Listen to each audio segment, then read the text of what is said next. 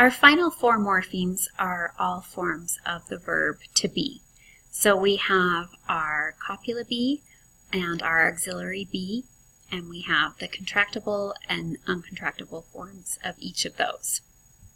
So the verb to be is unique in English in that it has more conjugations than other verbs do in English. So if we were to look at another verb like study, we could see for the different forms for person and tense. For present tense, we have I study, you study, she studies. We have that third person singular present tense, S. They study, we study, and you study. And then for the past tense, it's all the same. It's I studied, he studied, you studied, all studied. But for the verb to be, we have a few more inflections. So we have I am, you are, he is, and then the plurals are all we are, you are, they are. And then we have some different ones in the past tense. We have I was, you were, he, she, it was, and then for the plurals, it's all were. We were, you were, they were. So we can look at these different forms and divide them into four categories. So we have copulas and auxiliaries, and then we have contractible and uncontractible of both of those. And a copula is when the verb be, to be, is used as a main verb. So some examples would be he is a friend, it is windy, I am awesome, you're nice. And copula is also referred to as a linking verb because it links a noun to another noun, like in he is a friend, or a noun to an adjective phrase, like in it is windy. So you can think of a copula as kind of an equals sign. It's just saying, like in you are nice, you equal nice. And then contractible refers to whether the verb to be can be contracted or not if it actually was contracted or was not contracted. So in it is windy, that is contractible because we can say it's windy. Or in he is a friend, that's also a contractible copula because we can say he's a friend. So remember, it's not whether it was or not contracted, it's whether it possibly can be. So then if we look at the uncontractible copula, let's skip to that. So that's a copula form of the be verb that cannot be contracted. An example of this would be he was tired. So we can't contract he was tired to he's tired because that would be he is tired, and we lose that past tense. So he was tired is uncontractible. And uncontractible be forms can be not able to be contracted either for grammatical reasons, like in the he was tired, or for phonotactic reasons. So grammatical reasons would be if it's past tense or if it's in response to a question. So if it's an elliptical form, so if somebody asked, is he happy? You would say, yes, he is. You can't say, yes, he's, right, because that's an elliptical response. Or you can't say, no, he isn't, right?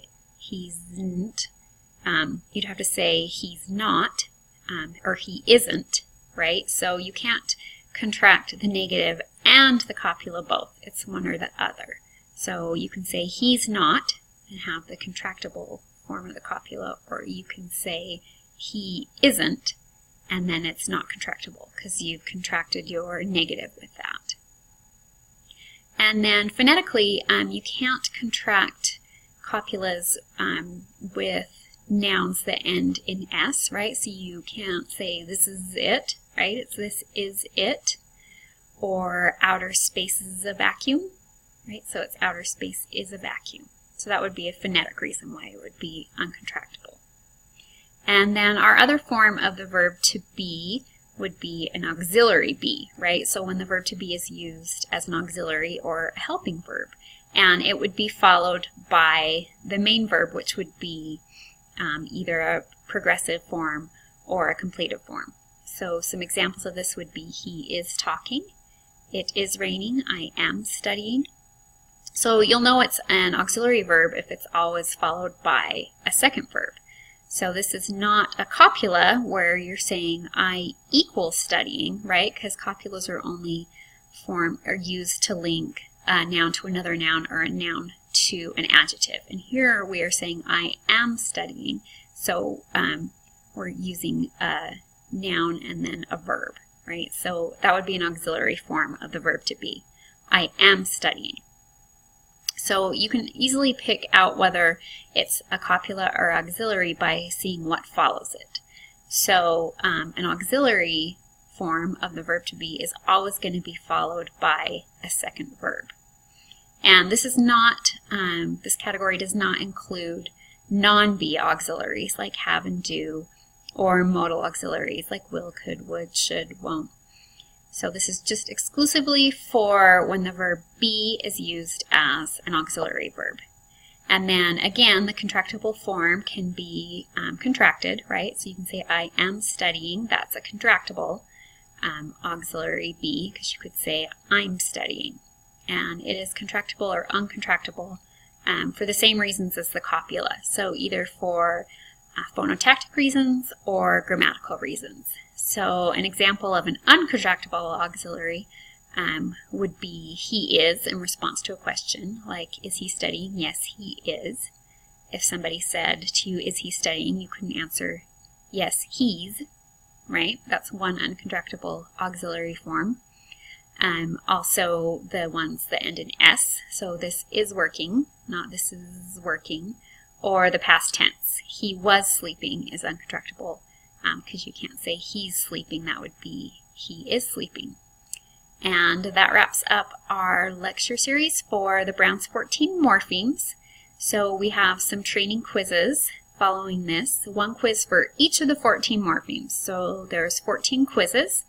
And I've included kind of a cheat sheet that has all the main points from the lecture that you can look at to review before you take each quiz. So good luck with your quizzes. Thanks.